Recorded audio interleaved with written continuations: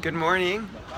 So I'm here at the Holy Kotel and decided that I want to start sharing Gadol stories. And the idea is that each week, based on the Parsha, we'll learn a different ethical teaching with some amazing stories from our gedolim, from our holy sages, to inspire us to live better and holier. And each week we'll try to pick a new special place in Eretz Yisrael. So this week I thought, what better than the Holy Kotel? Connect to Chadash Baruch Hu and Kimitzion Teitzei Taira. This week's Parshat Reeh, the Torah commands us, when you see a poor person, patoch tiftach, open up your fists, don't harden your heart. It could have just told us, don't give tzedakah, give money. But it doesn't use that language. It says, open up your fists. Don't be hard-hearted. Which is saying that it's not just good enough to give, it's about how you give. It's not about giving, it's about the way that we give. And in fact, this is actually a halacha. In the Shulchan Aruch, Yoredeya, the Shulchan Aruch brings down that a person who gives tzedakah, but he does it with a heavy heart, he does it without a smile on his face, like a burden, he loses the schar of the mitzvah. And this is teaching us that when you're giving tzedakah, you should have an attitude of like, what is chut?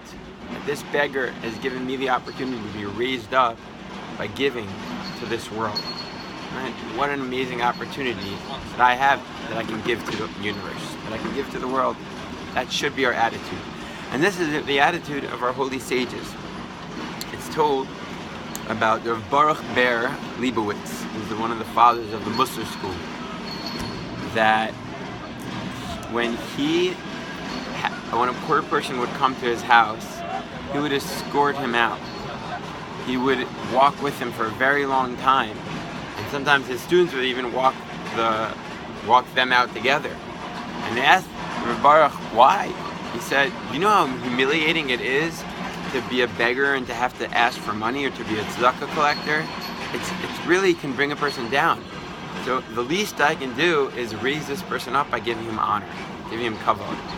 Imagine if we had that attitude when a poor person came to our door, or when we saw a poor person on the street, if we smiled, if we gave him honor, if we raised him up.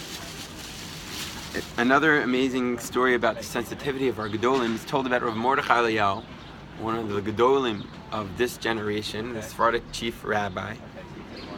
And he found out that there was a person in his community who was known to be a respectable person who was destitute.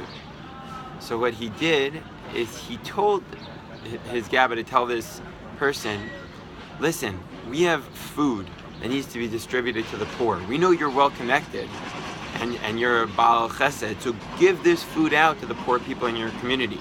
Of course, Rav Eliyahu's real intent was that this person should take the food and give it to his family and maybe give a little bit to the rest of the community. But in this way, he gave to this person in a way that his dignity remained intact, with the sensitivity to know that he didn't want this person to feel bad. Amazing. Finally, we'll end off with the story of maybe the greatest giver of our generation, Rav Shlomo Carlebach, whose whole life was dedicated to giving in every way through his money.